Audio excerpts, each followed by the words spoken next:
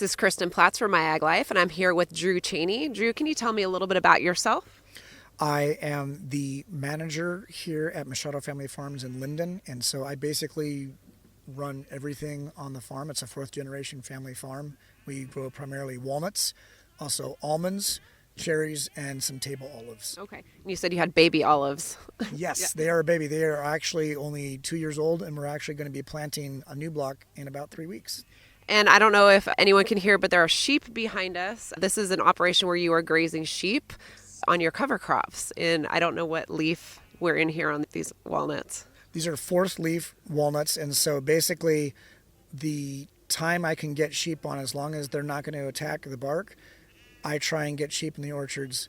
And we've been doing it for 4 years now. I started with 800 head, and then 1,100, and then 1,500. And now this year we're going to have 3,000 sheep to cover all of our ground. And the shepherds are amazing, and I love having the sheep on here. I'm glad you mentioned the shepherds, because today at this field day, we did have a chance to talk to the brothers who are your shepherds, and you've been working with them for a while. You guys seem to have this symbiotic relationship. Do you want to talk about that a little bit? That's a really good way to describe it, because for us, the communication is very key. They know what they have to do with the sheep, and I know what I have to do in the orchard. And unless we talk about it, we could step on each other's toes. So the very first year, I made sure I understood what their needs were, and they understood what my needs were.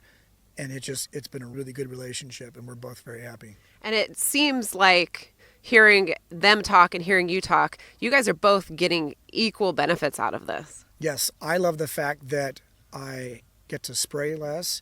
I don't have to run as much fertilizer. Some blocks I don't have to fertilize at all, depending on the nutritional needs. We still do soil samples and leaf and petiole samples. So it's not just guesswork. And so in return, because I put in a very diverse, healthy cover crop mix, they bring their ewes on that are about to give birth to lambs. So when the ewes give birth, they recover faster, they gain their weight back faster while they're nursing, and the lambs, they gain faster as well. Yeah.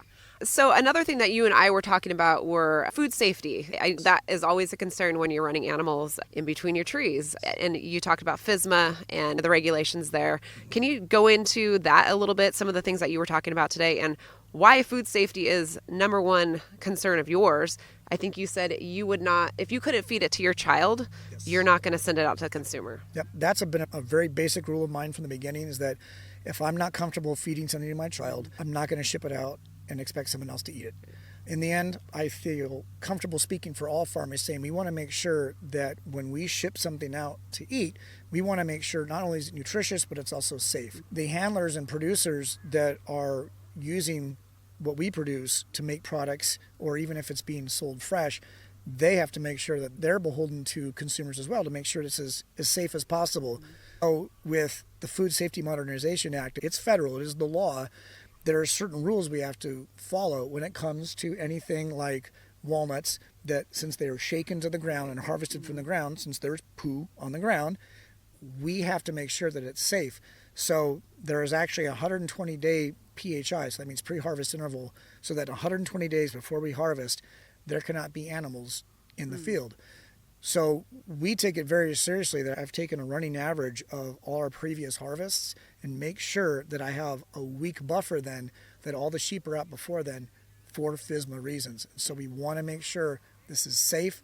I personally went out and with my bare hands picked a gallon freezer bag of fresh sheep poop, and I found a local lab, and they ran it and I tested it for E. coli 0157, Listeria, and Salmonella, and I got 0 hits. And that's been 2 years in a row now. And so I feel very confident in the health of the sheep, and also making sure that what we're producing is safe for other people. You also mentioned that you were peddling this idea to some handlers. It does seem like there is some interest from handlers for what you're doing. Definitely. And so if we take a step back, it comes down to handlers are going to respond to the market, and consumers, they produce the market. And so basically, where we sell our walnuts is primarily overseas. There's some domestic consumption, but not as much as we would like. That people are very interested in how their food is produced, and they want to make sure that it's still safe, and they really like seeing food produced with less synthetic inputs and less invasive procedures. And so when they see sheep grazing instead of having to run a tractor 6 times and burn diesel.